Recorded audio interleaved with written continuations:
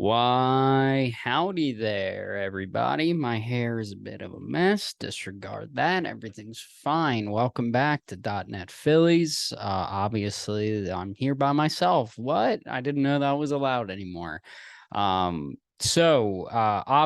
World Series is going on, so you might be asking yourself, Jared, there's a game on in 30 minutes. What in God's green earth are you doing? I would say to you, no, there's not. The game tonight obviously has been postponed, which benefits the Phillies significantly.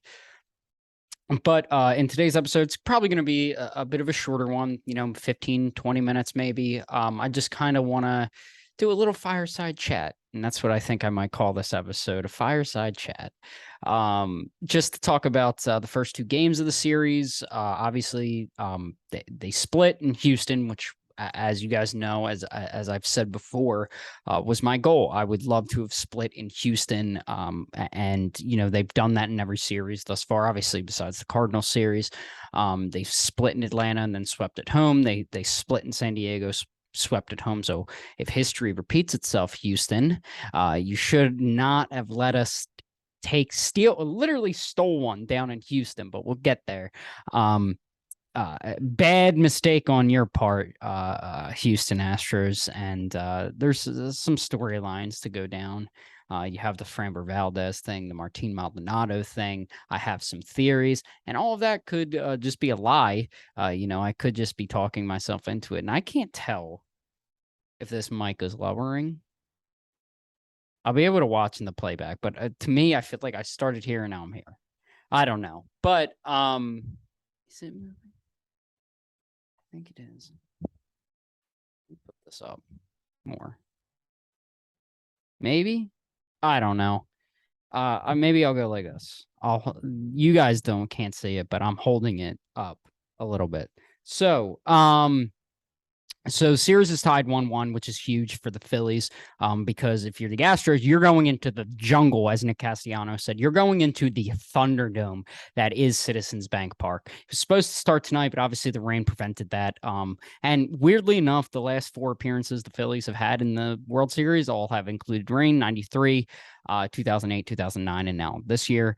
Because, by the way, the Phillies are in the World Series, in case you forgot. But more importantly, there are two games that happened already. One was really good, one not so much. Game one, which I got to give props to Kyle Tucker, because Kyle Tucker started, said in the presser for the World Series, said like, hopefully we can get it done in 4 games, and I respect it. Kyle Tucker is a guy I like a lot. I like the way he plays the game. I feel like he's one of the more underrated players in baseball, and going into that, a lot of Phillies fans were saying like, "Oh, F this guy's cocky, whatever." And I'm like, I like the challenge. And you got to give respect to him, because obviously you want to do it in 4 games. Obviously, you want to make it as easy as possible. And he even said to the media, like, the Phillies are they're a good team. He just said, I hope we do it in 4 games. Every team hopes they do it in 4 games. But then he goes out and has himself a night at the plate. Hits Aaron Nola got hit around a little bit. He settled in towards the end of his start. I'm not particularly worried about Nola, obviously, because he has one more start of the season left. And that's going to be on Wednesday. Keep thinking today's Tuesday for some reason, but it's going to be on Wednesday. So Kyle Tucker takes Aaron Nola deep twice for 4 RBIs, and then Martin Maldonado had an RBI single, which shouldn't have counted, because in case you're living under a rock, Martin Maldonado used an illegal bat. The story is that Albert Pujols used this certain bat that was outlawed. It was grandfathered in, so if you were already using that bat, you can continue to use it till you retire. Obviously, Pujols retired this year and gave some of his bats for, sentimental reasons for Martin Maldonado, who's the catcher of the Astros. And in doing that, he illegally used the bat in Friday night's game. I'm sorry, my days are all screwed up, as you could tell. Used that in Friday night's game and actually had a hit and an RBI with it, which shouldn't have counted, but what are we going to do? And then, so the Phillies go down 5-0, and Justin Verlander was perfect. Went through the, 1-2-3, 1-2-3. Oh my dang thing. Sorry, I'm a mess today. When people aren't with me, I'm a mess. Sorry. All right, there we go. Fixed it. Kind of, sort of, maybe. But then you get to I'm sorry. Verlander was shoving and then Rhys Hoskins gets a single, and things start kind of moving the Phillies' way. Hoskins gets on second, and then you have Harper hit that blistering line drive that didn't score Hoskins, and you could see his face going up the line like, are you serious? You didn't score on that. But then, thank God, Nick Castellanos with an RBI single, which kept the line moving. And then Alec Boehm had the big double. My World Series MVP had the RBI double, make it 5-3. So now you're thinking, we got ourselves a ball game. And then Nola settled in a little bit.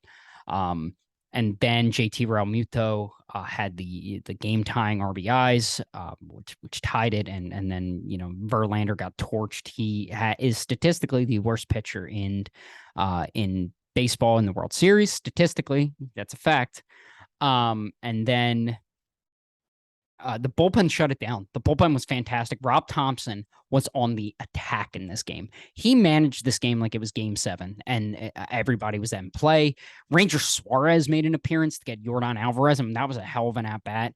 More so on, it was a good at-bat. Any at-bat with Yordan Alvarez is fantastic. I admire him so much. I think he's one of the best players in baseball, and it's annoying that we have to face him. But Ranger Suarez just came in, attacked Alvarez, got him out. And Ranger Suarez had as big outs. Alvarado, Dominguez, Eflin, everybody was killing it. And then we get to the 9th inning. Phillies are not able to capitalize on any situation against a very, very excellent Astros bullpen. Shout out to Hector Neris for throwing 6 balls at Nick Castellanos and him getting out. Literally, if you look, not a single pitch that Hector Neris threw to Nick Castellanos was for a strike. But he made up for it defensively, which, hey, who would have thought defensively Nick Castellanos would save us? But so we get to the bottom of the 9th, and it was a runner on second, Bregman. Bregman hit that screaming double, which I honestly thought was going to poke out of that ballpark because those Crawford boxes are just, I hate them so much until they benefit the Phillies. I hate them right now. I really thought that was going to squeak out of here, but it didn't, luckily. Or no, I'm sorry. I'm thinking of the 10th inning.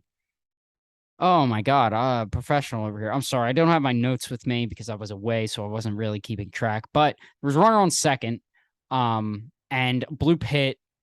There was a ball that Pena hit that would have won the game.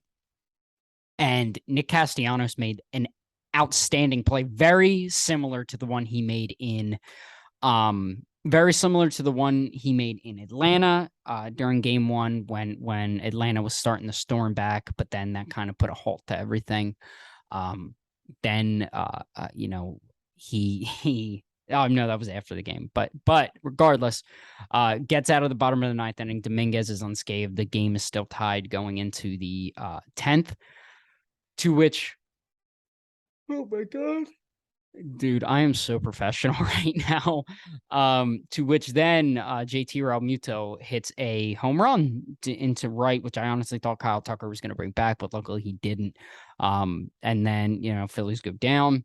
Then we get to the bottom of the 9th when, bottom of the 10th, and David Robertson's in, gets Alvarez, which was a huge first out. And it reminded me a lot of the outing in Philly when they clinched. He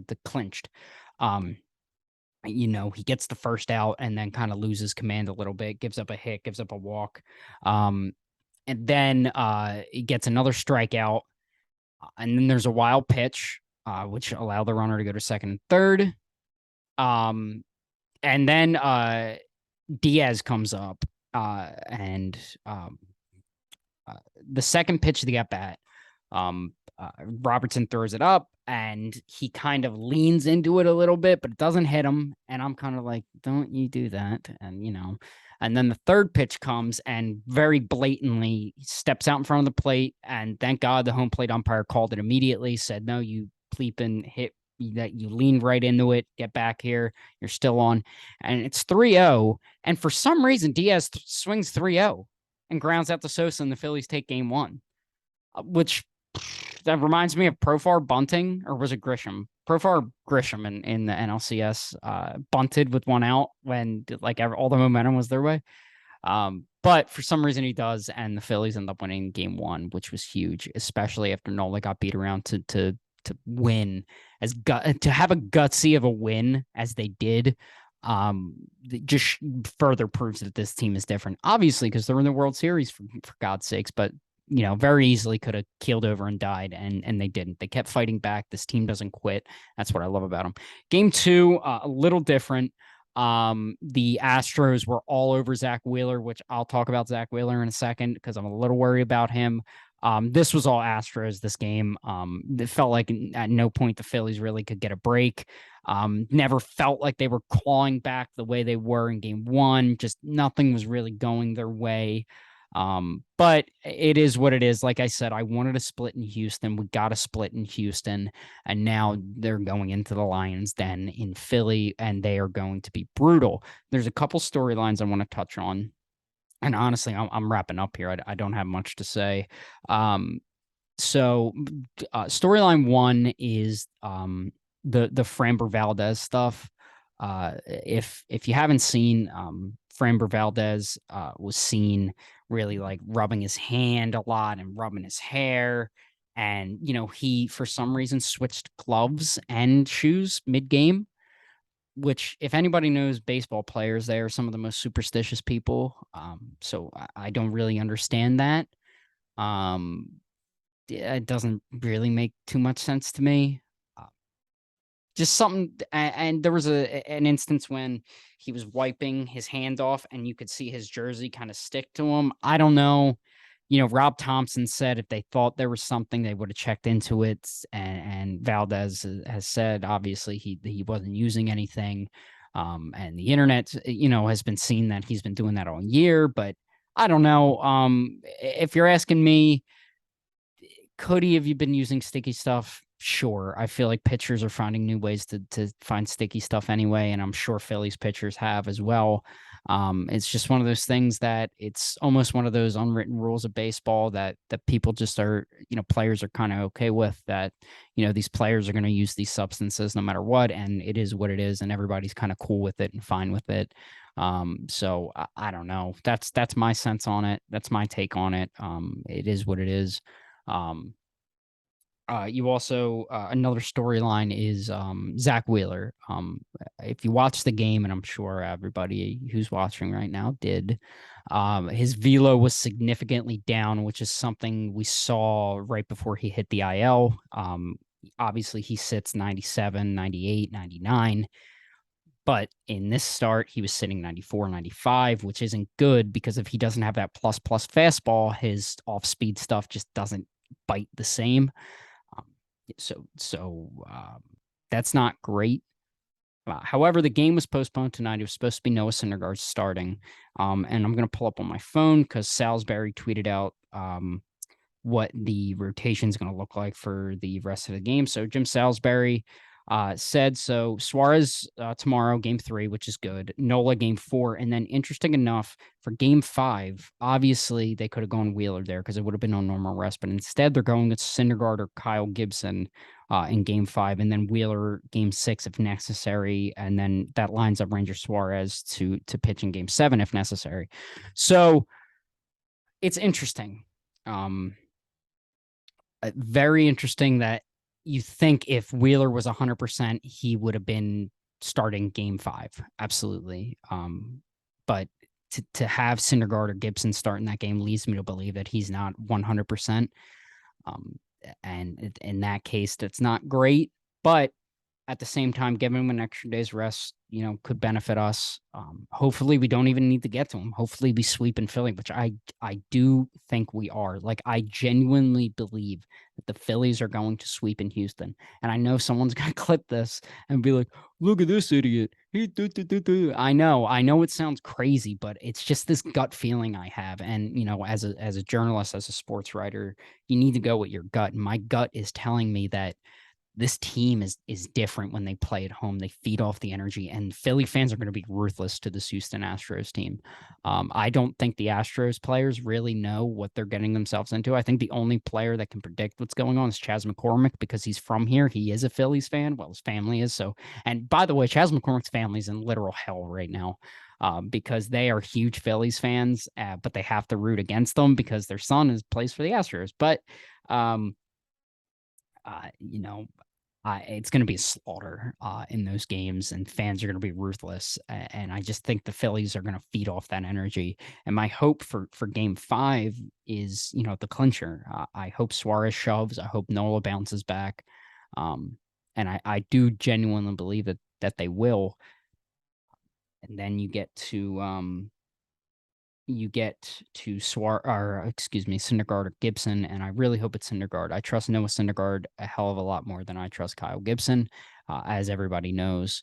And and something else that just popped into my head, going back to Game 1, talking about Suarez tackling Yordan Alvarez, and that just shows how little Rob Thompson trusts Brad Hand, because obviously you go with Brad Hand in that situation, lefty lefty matchup. Instead, he goes to Suarez instead. So that's just something to take note of, that I don't think Rob Thompson fully trusts Brad Hand, nor should he. But yeah, that's really all I have. I still think Phillies in 5.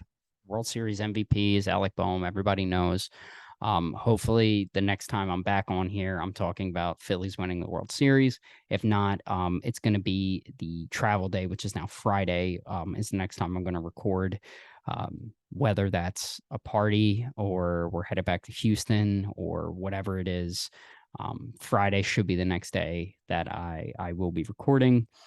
And then the next time after that, I'm gonna have a lot of off-season stuff, predictions. I'm gonna have a lot of guests on. Matt Saporsky will be back. Will Core will be back. I'm gonna have some people that I put out a poll on my Instagram last night to see who wants to come on. I'm gonna try to get players if I can, like minor league guys, hopefully. So a lot of good, exciting things to come, and I just want to thank you for everything, that the amount of support that I've gotten over these past few months of starting this has been nothing short of amazing. You guys are great, and you guys are the reason that I want to keep doing this. And I'm just so grateful for the positive feedback that everybody has given me, and I really appreciate it. And this is only the beginning of whatever this is going to be. This is just the start of something great. And I'm glad everybody's here to be along with that journey. With that being said, I'm going to wrap up. Thank you guys for listening and watching, and I will hopefully see you guys after the Phillies win the World Series on Friday. So thanks, guys, and take care.